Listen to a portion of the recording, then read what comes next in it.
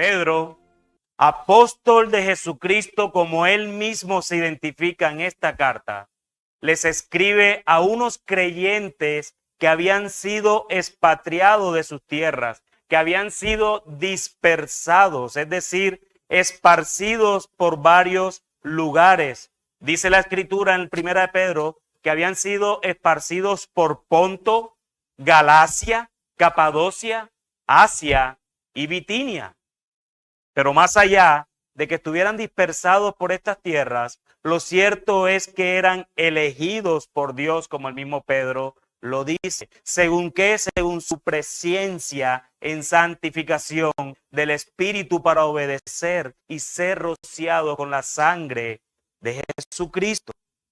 No sabemos realmente con exactitud quiénes fueron los expatriados. Algunos dicen que son judíos, otros dicen que también iban gentiles junto con ellos. Pero lo que sí podemos decir es que eran extranjeros en tierras ajenas, llámese terrenal o llámese espiritualmente. Al ser escogido por Dios, automáticamente se volvían extranjeros donde estuviera, porque ahora pertenecen a una nación celestial. Ya no son residentes, ahora son embajadores.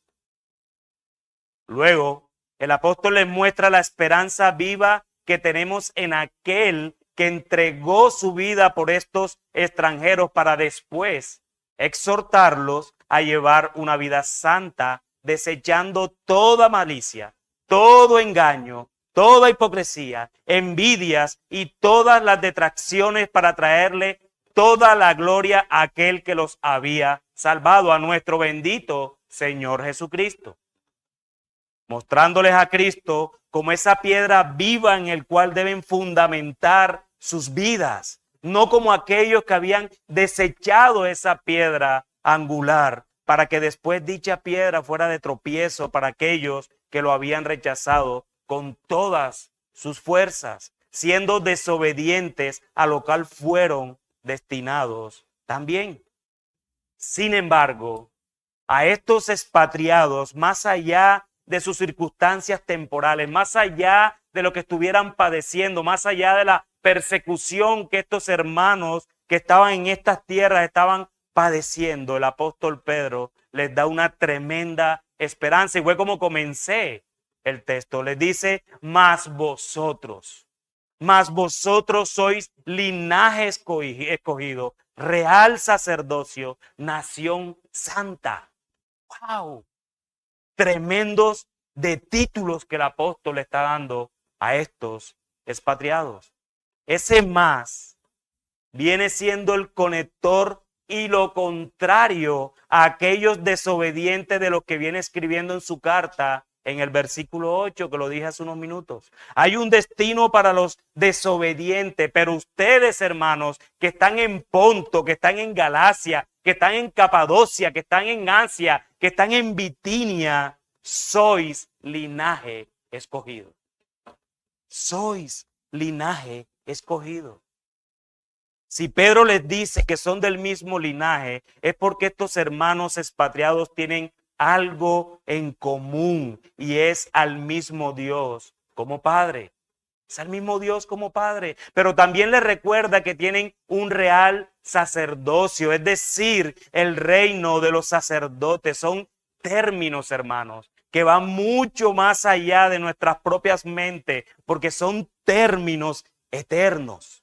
Son términos eternos, pero en este reino de sacerdotes que somos todos los creyentes, hay un rey y ese es Cristo, amados hermanos.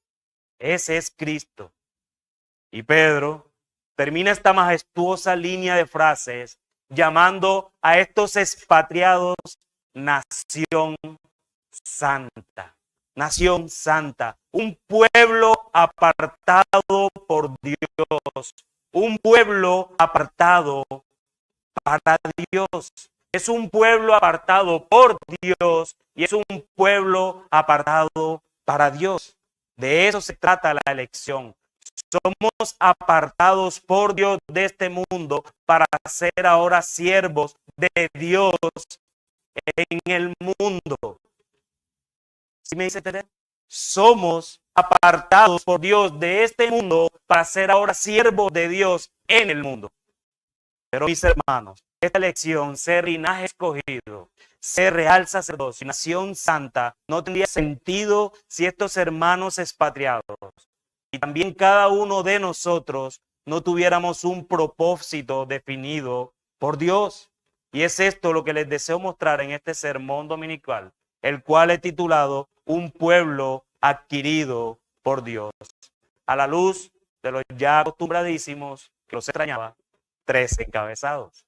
El primero de ellos, un pueblo adquirido por Dios para anunciar el evangelio. Y eso lo vemos en la continuación del versículo 9, donde comencé, hasta el versículo 10. En segundo lugar, un pueblo adquirido por Dios para vivir como extranjeros y peregrinos. Eso lo vemos en los versículos 11 y 12. Y en tercer lugar, un pueblo adquirido por Dios para obedecer. Y eso lo vemos en el versículo 13 al 15. Una nación está formada por ciudadanos que residen en una determinada zona, que obedecen estatutos y reglamentos y que se esfuerzan por el bienestar de su sociedad. Los ciudadanos de una nación santa tienen sus características comunes por medio de ¿quién? Por medio de Jesucristo. Pedro describe al pueblo de Dios como una nación santa, lo que significa que sus ciudadanos han sido apartados para el servicio de Dios. No hay, hermanos queridos, amados en Cristo, no hay un hermano en Cristo o uno que haya sido salvado por Dios, el cual no esté a su servicio. Mi deseo en esta mañana es que nos examinemos tomando las escrituras como base, mis hermanos, para saber si estamos haciendo lo que nuestro rey nos indica que debemos hacer como nación santa, escogido por él, pueblo adquirido por Dios. Y quiero que lo veamos de acuerdo con los encabezados que les acabé de mencionar. El primero de ellos, un pueblo adquirido por Dios para anunciar el evangelio. Entonces la segunda parte, o la tercera o la cuarta, muchos dividen de varias maneras, pero lo que sigue del versículo, ¿para qué fuimos escogidos por Dios? Dice el apóstol Pedro en el versículo 9. Para que anunciéis las virtudes de aquel que os llamó de las tinieblas a su luz admirable. Vosotros, versículo 10, que en otro tiempo no erais pueblo, pero que ahora sois pueblo de Dios, que en otro tiempo no habíais alcanzado misericordia, pero ahora habéis alcanzado misericordia. Pero señalarle la tarea del pueblo adquirido por Dios, como hábil pastor que es. Recuerden que Pedro era pastor. Pedro se dirige a sus lectores personalmente, dice, para que anuncien ustedes los que han sido escogidos por Dios, los del mismo linaje, el real sacerdocio, nación santa, ustedes, para que anuncien las virtudes de aquel que os llamó de las tinieblas a su luz admirable. En todas partes ellos deben proclamar vocalmente las virtudes, hechos, poder, gloria, sabiduría, gracia, misericordia, amor y santidad maravillosos de Dios. Por medio de su conducta deben dar testimonio de que son hijos de la luz y no hijos de las tinieblas. Pedro da a entender que en tiempos antiguos sus lectores vivían en la oscuridad espiritual, por lo que dice, ¿cierto? Que nos ha traído ¿de dónde? De las tinieblas a su luz admirable. Dios los llamó al arrepentimiento y a la fe en Jesucristo y los redimió del poder de las tinieblas. Mediante el evangelio de Cristo, Dios los llamó al reino de su Hijo, el cual es su luz admirable.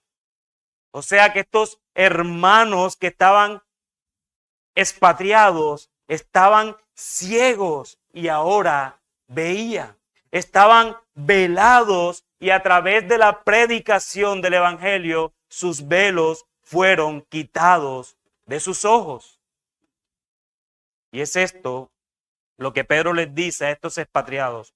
Uno de los propósitos de ser un pueblo adquirido por Dios es que prediquen el evangelio a toda criatura, anuncien el evangelio de Cristo, el cual es poder para salvación. Y hay una razón fuerte para que Pedro le recuerde cuál era el propósito de ser un pueblo adquirido por Dios, y es lo que nos dice el versículo 10. Vosotros que en otro tiempo no erais pueblo, ustedes expatriados, a pesar de la persecución que están sufriendo, ustedes no erais pueblo, pero que ahora soy pueblo de Dios.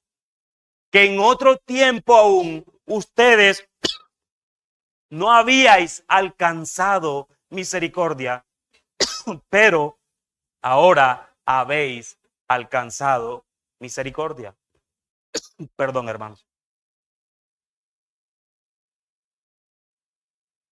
Satanás no podrá, no se preocupe. Pedro recurre a imágenes del Antiguo Testamento. Alude a la profecía de Oseas, en la que el Señor se dirige al profeta después de Gomer diera a luz su segundo hijo.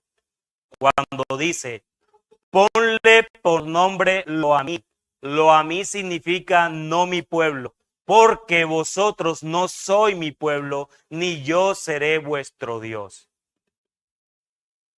La segunda parte del versículo 10 de la misericordia también es una alusión a la profecía de Oseas. Gomer dio a luz una hija y el Señor le dice a Oseas, ponle por nombre Lo-ruhamá. Y Lo-ruhamá significa no misericordia o no amada. Y dice el Señor, porque no me compadeceré más de la casa de Israel. Aquí hay una referencia obvia al pasado de estos destinatarios. No eran pueblo y habían pasado a ser pueblo. Dios no había tenido misericordia, había pasado a ser hijos de misericordia, eran hijos de la ira. Eran gentiles y judíos que mediante la predicación de la palabra de Dios se habían convertido. Y es lo que dice Pedro en el mismo capítulo 1, versículo 12. Dios los salvó por medio de la obra redentora de su Hijo. Y ahora estas mismas personas son parte del cuerpo de creyentes conocido como el pueblo de Dios. Antes no había recibido la compasión, pero ahora sí la han recibido. La redacción griega indica que los destinatarios habían vivido sin Dios por largo tiempo, durante el cual habían intentado obtener por sí mismo misericordia, pero no la habían obtenido. Pedro entonces contrasta el pasado de esta gente con su presente y dice, ahora sí la han recibido. O sea que han recibido remisión del pecado y se regocijan en el amor y en la gracia de Dios. Es importante que Pedro les recuerde esto a los hermanos expatriados, porque era importante que ellos dieran a conocer el evangelio que les había sido predicado a ellos mismos en algún momento, y que por causa de esa predicación ellos pasaron de no ser pueblo a ser pueblo, de no haber recibido misericordia a haber recibido misericordia. Pero también, mis hermanos, es importante recordar esta verdad para los que estamos aquí. Sí, para los que estamos en este lugar casi 2000 años después, y esta carta tiene más vigencia que nunca. Nosotros los creyentes, los que hemos sido escogidos por Dios desde antes de la fundación del mundo, los que estamos en este lugar y pertenecemos al Cristo, que hemos sido adquiridos por Dios a causa de la obra redentora de nuestro Señor. También un día, hermano, cada uno de los que estábamos aquí, no éramos pueblo. Y ahora lo somos. Un día, hermano, tú no habías recibido misericordia. De hecho, la Escritura lo describe como que éramos hijos de ira de Dios. Pero ahora sí podemos gozarnos en que Dios no nos dará, y eso es lo que es misericordia, de que Dios no nos dará lo que merecíamos a causa del amor de Cristo por nosotros. Eso es misericordia. No recibir lo que merecemos. Nosotros merecíamos la ira de Dios plenamente sobre cada uno. Pero Dios, por amor y su misericordia, determinó no solo no hacerlo sobre nosotros, sino que lo hizo sobre su Hijo por causa de nosotros. Lamentablemente, hoy por hoy se enseña que fuimos salvados para reinar aquí y ahora, pero no. Fuimos salvados con un propósito eterno, anunciando un mensaje eterno para que muchos, al igual que nosotros, puedan llegar en arrepentimiento y fe a Cristo, en el único que hay salvación. Pero yo te pregunto, mi hermano, y llévate esta pregunta a tu corazón y medita en ella. ¿Estás haciendo la tarea? ¿Estás anunciando las maravillas, las obras, las virtudes de aquel que nos llamó de las tinieblas a su luz admirable? ¿Lo estás haciendo? El domingo pasado te dijeron, bueno, a mí también, porque yo estaba sentado ahí, ve y predica. ¿Lo estás haciendo? Hace una semana fuiste exhortado y te dijeron, ve y predica. ¿A cuántos en esta semana le has predicado ese mensaje de aquel que nos llamó de las tinieblas a su luz admirable? ¿A cuántos? Por lo menos uno solamente. Muchas veces queremos ir a predicar al mundo. Quiero que conozcan a Cristo allá en África. Señor, mándame al África. Porque quiero que lo conozcan, quiero que te conozcan allá. No importa que los tigres me vayan a devorar. Eso no importa, Señor. Yo te amo, pero ni siquiera le predicamos a nuestra propia familia. Ni siquiera le predicamos a aquel que vive al lado de mi casa. Pero quieres tiquete para África. Así somos. Así somos. Allí en la comunidad donde nos movemos, ese vecino molestón, ese vecino insoportable, ese que no te deja dormir, ese que creemos que ya nadie lo puede salvar. Ese no tiene, no, es que ese yo no le predico porque estoy seguro que se va para el infierno. Por eso necesitamos recordar que nosotros un día, hermanos, no éramos pueblo y que hoy lo somos. Y que nosotros un día no éramos sino hijos de la ira de Dios y hoy somos hijos por parte de su misericordia. No hay una criatura sobre la faz de la tierra que no necesite este mensaje poderoso y el Señor nos ha adquirido con el propósito de anunciar ese mensaje. Ahorita lo leíamos, Mateo capítulo 28. El Señor ascendiendo, ¿qué le dice a esos 12 hombres que estaban más perdidos que quién sabe qué? Que decían, Señor, ¿y ahora qué vamos a hacer? Id y haced discípulos. Eso no tiene ninguna condición, eso es un mandato. Hermano, te pregunto otra vez, ¿a cuántos le predicaste esta semana? ¿Cuántos virtualmente se han salvado siquiera por tus oraciones? siquiera porque has orado por la salvación de esas personas. Y si has orado por la salvación de alguien, entonces hermano, te voy a robar la frase, pero ve y predícale. Ve y predícale. No, Señor, es que tú eres poderoso, tú lo puedes hacer solo. Sí, es cierto. Pero ¿por qué oras por la salvación de esa persona y no le predicas? Ve y predícalo. Pero Dios, mis hermanos, también nos ha adquirido con el fin de que vivamos en este mundo, pero que no seamos de este mundo. Y es esto lo que nos lleva a nuestro segundo encabezado. Un pueblo adquirido por Dios para vivir como extranjeros y peregrinos, versículos 11 y 12.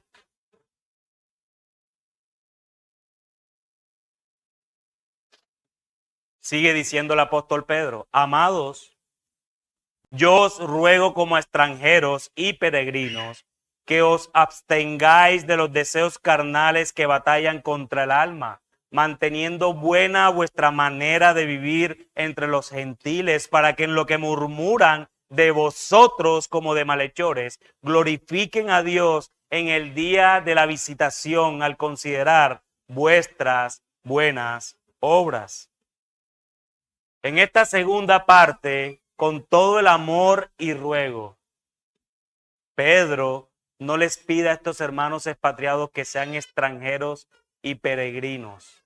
Si ustedes se dan cuenta, Pedro no les está pidiendo que sean extranjeros y peregrinos. No, él da por sentado que son extranjeros y peregrinos por la sencilla razón que pertenecen a una nación santa, a un linaje escogido, a un real sacerdocio, apartada para Dios. Por eso les dice, amados, yo os ruego como a extranjeros y peregrinos. Son un pueblo adquirido por Dios para vivir como extranjeros y peregrinos en estas tierras. ¿En cuáles? Ponto, Galacia, Capadocia, Asia y Bitinia. No son de estas tierras, no. Ustedes son ciudadanos del reino, representantes de Dios, embajadores de esa nación santa en el cual el rey es Cristo. Por lo tanto, ustedes, les dice Pedro, os abstengáis de los deseos carnales que batallan contra el alma, manteniendo buena vuestra manera de vivir entre los gentiles. Pero sin embargo, no exhorta a los lectores a separarse del mundo. Los insta más bien a abstenerse de deseos pecaminosos y a cuidar sus propias almas. Ese es el sitio en el cual el deseo se origina. El deseo en sí no es malo, y escuchen bien, hermanos, a menos que lleve al mal. A menos que lleve al mal. El mal deseo concibe y da luz el pecado, y el pecado, siendo consumado, da luz a la muerte. ¿Quién dice eso? Santiago capítulo 1, versículo 15. Los deseos pecaminosos, hermanos, batallan contra el alma, dice Pedro. Nótese que Pedro no dice que estos deseos luchan contra el alma del hombre, sino que hacen la guerra contra el alma con el propósito de destruirla. ¿Cuáles son estos deseos pecaminosos? Pedro contesta esta pregunta en el contexto y en el capítulo 4 de esa misma carta dice: desenfreno, bajas pasiones, borracheras, orgías, parrandas y abominables idolatrías. Estos deseos dan a la persona una satisfacción física temporal, pero en realidad libran una batalla decisiva contra su propia alma.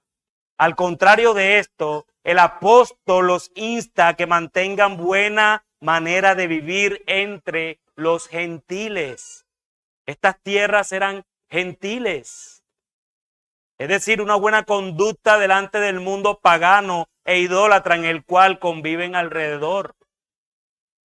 Dios no los iba a sacar del mundo, sino que usa a Pedro para decirles que tengan dominio propio, que tengan buena conducta delante de estos gentiles. Y les dice esto con un propósito. Dice, para que en lo que murmuran de vosotros como de malhechores, lo que murmuran de ustedes como de malhechores, glorifiquen a Dios en el día de la visitación al considerar vuestras buenas obras. Siempre Dios tiene un propósito, hermanos. Así como el hacernos una nación santa, como lo vimos, nos adquirió para predicar su evangelio, de la misma manera, el propósito de su buena conducta no son los aplausos para estos hermanos expatriados, sino que su buena conducta es para que estos paganos que estaban alrededor de ellos, estas personas idólatras, aquellos malhechores que murmuraban de ellos, también glorifiquen a Dios el día de su visitación. Mis hermanos, Dios nos llama a ser su pueblo en la sociedad en que vivimos. No importa en cuál parte te desarrollas, en dónde caminas, en dónde trabajas, en dónde estudias, joven, niño, en qué colegio estás, si eres cristiano o no lo es, universitario, en donde ustedes quieran estar, Dios nos llama a ser su pueblo. Tú no te puedes quitar esa identidad cuando estás en un lugar diferente a la iglesia. Es imposible porque Dios nos ha tomado para sí. Jugadores de fútbol. ¿Aquí quién le gusta el fútbol? Ahora nadie. Y los 15 que estaban el día que yo estaba jugando con ellos. Ahora todos nos escondemos. Hermano, jugando a fútbol sigue siendo de Dios. No es que te quitas una capa, yo hoy no soy de Dios y vamos con toda. No. Somos pueblo de Dios en donde estemos, hermanos. En donde estemos. Bailando ballet. Elisa, somos pueblo de Dios bailando ballet. Y ella lo sabe.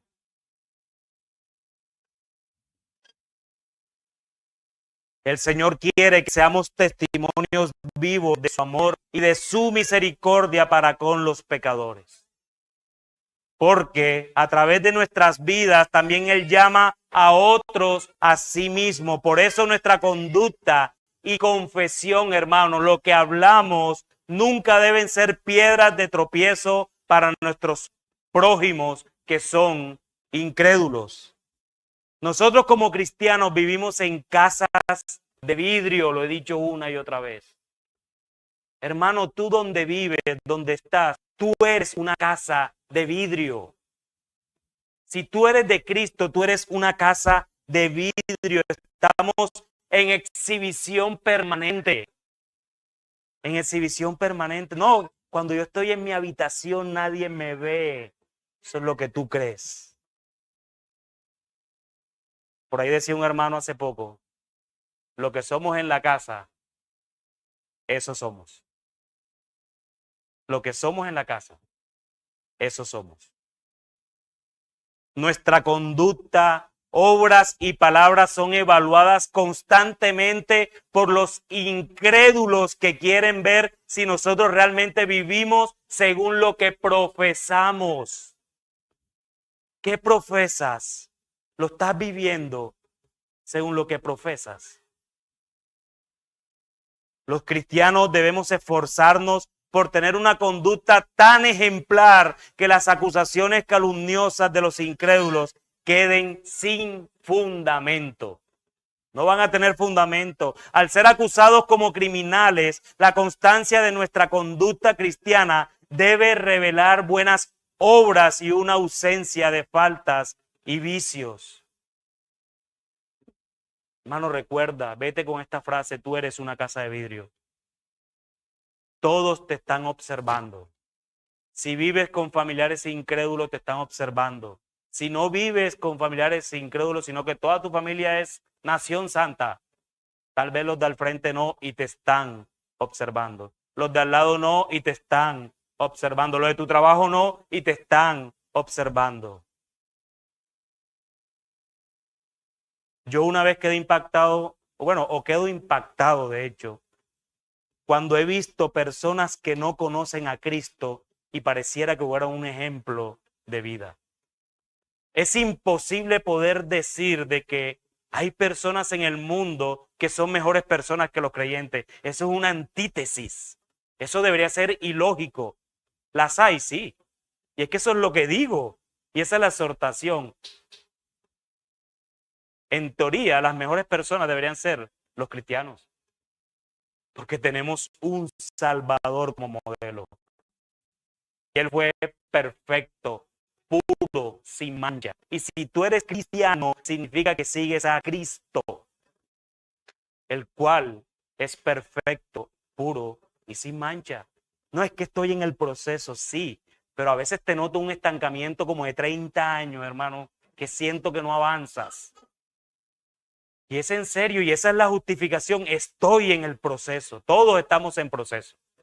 Pero hermano, desde el día que tú fuiste salvado hasta hoy, ese proceso debió haber avanzado. Así sea 1 metro, pero avanzó algo. No, pero es que yo sigo en el proceso. No, es que yo tengo luchas. ¿Estás seguro que tienes luchas? ¿O te encanta caer en el pecado y después arrepentirte? Eso no es lucha. Eso es peco y rezo en pato. ¿Cuáles son tus luchas, hermanos? ¿Estás luchando? Evalúate cómo están mis disciplinas espirituales. ¿Qué tanto estoy orando? ¿Qué tanto estoy yendo a la palabra de Dios? ¿Qué tanto estoy meditando en la palabra de Dios? ¿Qué tanto estoy comprometido con la iglesia local? Medios de gracia que no los estoy inventando, el Señor los ha dado para nuestro crecimiento. Y te garantizo, hermano, que si tu vida espiritual va bien, tu santificación va a ir avanzando. Yo no creo un cristiano que se cree cristiano que dice yo soy así desde que nací. Lo decía Paul Washer alguna vez. Si tú eres salvo por Dios y dices que tu vida sigue igual que el día que fuiste salvado, yo te pregunto, ¿tú has sido salvado de qué? ¿De qué has sido salvado tú? Y no es conductismo, hermano, eso es consecuencia de haber sido salvado por la gracia de Dios. Yo aquí no estoy inventando legalismo. Eso es consecuencia de haber creído en un Salvador que también es mi Señor, no solo mi Salvador. Mis hermanos, somos un pueblo adquirido por Dios porque somos embajadores, representamos a un reino, somos enviados de un rey poderoso, somos extranjeros y peregrinos de este mundo, del lugar donde vivimos. No somos de esta tierra porque tenemos una mejor, una perfecta donde habitaremos algún día, mis hermanos. Pero mientras estemos de este lado de la eternidad, debemos ser como al que representamos, como nuestro bendito Señor Jesucristo. Al final, ese es el objeto de Dios, hacernos cada día más como su Hijo, llevarnos de gloria en gloria a la imagen de su Hijo. Pero la pregunta que te debes hacer, hermano mío, es si te sientes de otra nación o tus apegos son tan fuertes a esta nación terrenal y temporal que no extrañas realmente de dónde es tu pasaporte. ¿Cada cuánto revisan su pasaporte, hermano? No, es que no tengo su pasaporte celestial. ¿Cada cuánto se recuerdan de que ustedes tienen una ciudadanía en el reino? De que ustedes son peregrinos y extranjeros, así sean colombianísimos, barranquillerísimos, junioristas, lo que tú quieras. Pero tú no eres de esta tierra. Tú eres de una nación santa, de un linaje escogido, de un sacerdocio. No debes olvidar nunca que haces parte de un pueblo adquirido por Dios. Si tú eres de Cristo, fuiste adquirido por Dios por precio. Y escucha bien, el pasaporte cuesta 200,000. Pero para que tú hayas sido incluido en el reino de Dios, costó la sangre del Hijo de Dios. Y eso no tiene costo, hermano, para nosotros. Pero para Dios fue todo. Te dio todo por causa de que tú tuvieras una etiqueta que dijera, este es mío. Ese es mío. Así que tú no eres de esta tierra. ¿Vives como extranjero o el mundo que te rodea te reconoce como de los suyos? Eso es una buena pregunta que te debes hacer. En el lugar donde tú te mantienes, te dicen, ese es de los míos. Ese es de los míos. ¿Eres de los que marca una diferencia? ¿O cuando llegas delante del mundo pasas como desapercibido? ¿No refrenas pecado? ¿No eres sal? ¿No eres luz? Esas son preguntas, mis hermanos, que deberíamos hacernos constantemente. ¿De dónde eres, mi hermano? ¿De dónde eres? Pero Dios, otro pero, no adquirió un pueblo solo para anunciar el evangelio y para vivir como extranjeros y peregrinos, sino que a pesar de que no somos de este mundo, y es lo que le cuesta a muchos creyentes, también debemos obedecer. Y es esto lo que nos lleva a nuestro último encabezado, un pueblo adquirido por Dios para obedecer. Versículos del 13 al 15.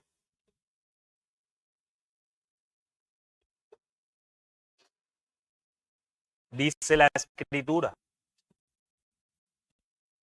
por causa del Señor, someteos a toda institución humana, ya sea al rey como a superior, y a los gobernadores como por él enviados para castigo de los malhechores y alabanza de los que hacen bien. Porque esta es la voluntad de Dios, que haciendo bien hagáis callar la ignorancia de los hombres insensatos. Luego de hacer un llamado a la conducta cristiana viviendo como extranjeros y peregrinos, Pedro dirige nuestra atención a la autoridad constituida y a los designados para gobernar al pueblo. Él da a entender que la primera demostración de la conducta personal del cristiano es su conducta hacia el gobierno, hacia las leyes. Insta a los creyentes a honrar a las personas que han sido designadas para gobernarlo. De hecho, eso lo dice el versículo 17. Pedro virtualmente reitera el mensaje que Pablo escribió a la iglesia de Roma, porque Pablo enseña que las autoridades legítimas son instituidas por Dios para el bienestar del pueblo. Y Pedro afirma que los cristianos deben someterse a la autoridad por causa del Señor. Y así es que comienza. Por causa del Señor. En otras palabras, la ley del país donde habitamos, debe ser sostenida en tanto no obliga al cristiano a desobedecer la ley de Dios. No es obedecer por obedecer, es obedecer por causa del Señor. No se quiere dar a entender que la persona que se somete a la autoridad pierde su dignidad, sino que por el contrario reconoce aquella autoridad que Dios ha instituido. Pedro comienza mencionando las autoridades en general. Más adelante, él especifica cuando hace referencia a reyes y gobernantes. Si los cristianos de la época de Pedro, imagínense ustedes, se hubiesen rehusado a obedecer la ley romana, hubiesen brindado a los adversarios la evidencia necesaria para acusarlos de iniquidad. Aunque los lectores deseaban verse libres de la servidumbre romana, Pedro los exhorta a obedecer a los magistrados por causa del Señor. No es por ustedes, no es para sus aplausos, no es para que ustedes encuentren justicia en su conducta, sino que es por causa de aquel, y recuerden el principio, que los llamó de las tinieblas a su luz admirable, por causa del Señor. Con esta frase él da a entender que Dios es soberano en toda área de la vida y tiene control total de cada situación. Pedro escribió su epístola en los últimos años del malvado gobernador que se llamaba Nerón. Y miren lo que Pedro escribe. Nerón accedió al poder en el año 54 después de Cristo, a la edad de 17 años. Pero 14 años después, Nerón se suicidó.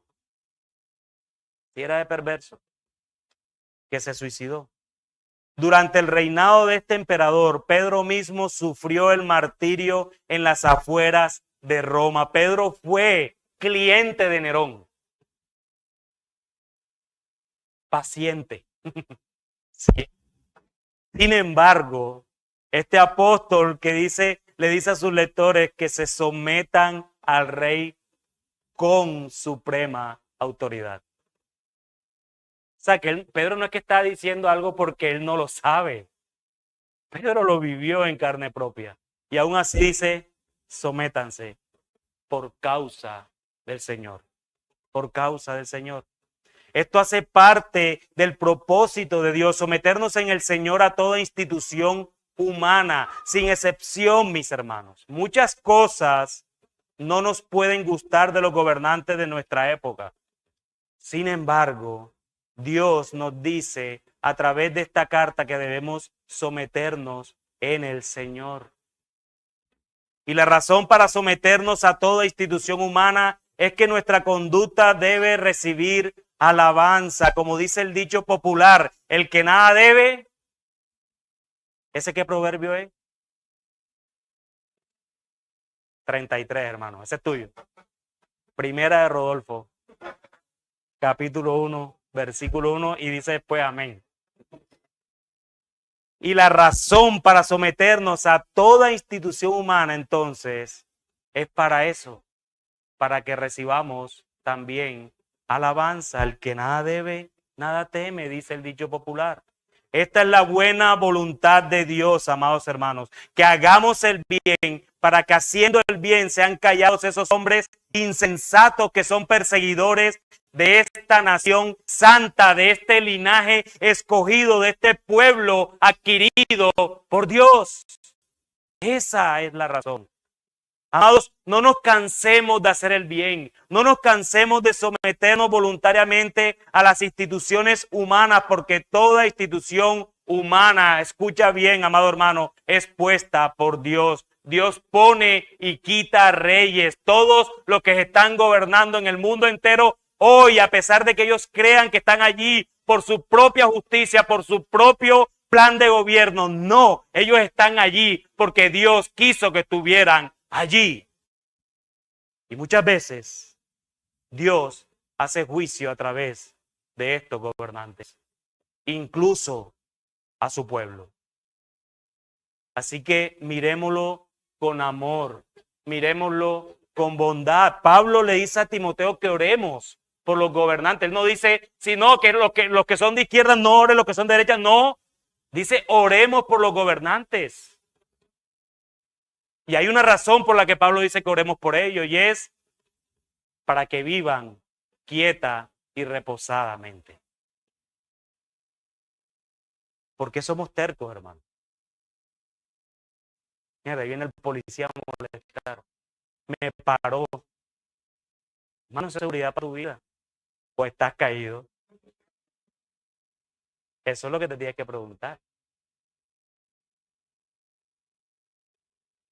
Entonces, hermanos, no nos cansemos de hacer el bien, de someternos voluntariamente a estas instituciones. Él pone y quita reyes, así que descansemos en su buena voluntad para que todos los que nos persiguen sean callados. Recordemos, amados hermanos, que somos siervos de Dios y esa es una gran libertad para nosotros. Somos siervos de Dios y eso es una gran libertad para nosotros, y es como lo dice el último versículo, el versículo 16, como libres, pero no como los que tienen la libertad como pretexto para hacer lo malo, sino como siervos de Dios. Oh, mis hermanos, somos un pueblo adquirido por Dios para hacernos libres para servir.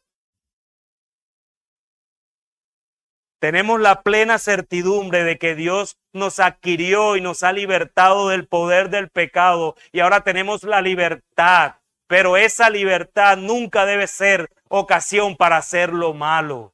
Si tú fuiste adquirido por Dios, amado hermano, el Espíritu Santo mora en ti y tu libertad debe ser usada para ser siervo.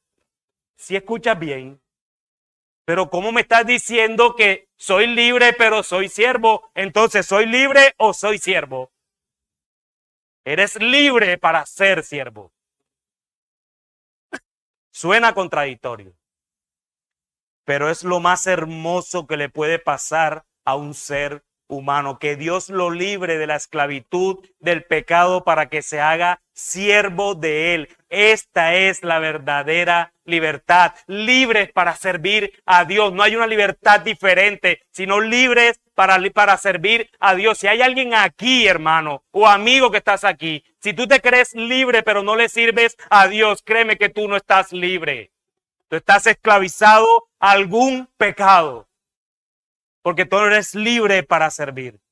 Mi hermano, recuerda que tú eres del pueblo adquirido por Dios a precio de sangre. Tú costaste el Hijo. Esto es impresionante y es esta verdad la que debemos recordar en nuestras mentes y en nuestros corazones todos los días, porque el Evangelio no solo te salvó, amado hermano, sino que también te sostiene y te sostendrá hasta el día de su regreso en gloria. Así que si piensas o crees que estás fallando en la tarea de anunciar el Evangelio, de vivir como extranjero y peregrino y de obediencia, sometiéndote en el Señor a toda autoridad humana, mientras estás de este lado de la eternidad, lo único, mi hermano amado que estás aquí, que te puedo decir es que mires a Cristo. Él es el autor y es el consumador de la fe, que por el gozo puesto delante de él fue a la cruz, amado hermano. Por el gozo fue a la cruz. Wow. Es Cristo y solo Cristo en nuestro vivo y permanente ejemplo, siendo Él el creador de todas las cosas, Rey de esa nación santa a la cual pertenecemos, siendo Él el principio del linaje al cual pertenecemos, siendo Él nuestro dueño, es nuestro ejemplo de cómo anunciar el Evangelio. Él es nuestro ejemplo de cómo vivir como extranjero y peregrino. Es nuestro ejemplo de obediencia aún de aquellos el cual eran su creación. Él los creó y Él se sometió en obediencia a esa creación. ¡Wow! Hermano, era tanta su obediencia a las instituciones humanas. Y escucha bien, si no me escuchaste y te dormiste, no importa, pero escucha esto, por amor a Cristo. Era tanta su obediencia a las instituciones humanas que dejó que éstas le crucificaran. Dejó que esas autoridades humanas le crucificaran, aún sin tener una sola prueba en contra de él. Pero no solo eso, sino también que es la base, hermanos, es el creador de ese árbol que fue usado para hacer su cruz y colgarse en ese madero. Ese es Cristo, ese es obediente perfectamente y a Él es que debemos seguir. Pero la razón de que Él permitiera ser juzgado por las autoridades humanas y ser condenado a la cruz era que nosotros, su pueblo, su nación santa, su propio linaje, fuéramos declarados inocentes delante del tribunal de Dios. Él fue declarado culpable en el juicio de los hombres para que nosotros, los hijos de Dios, fuéramos declarados inocentes en el tribunal de Dios.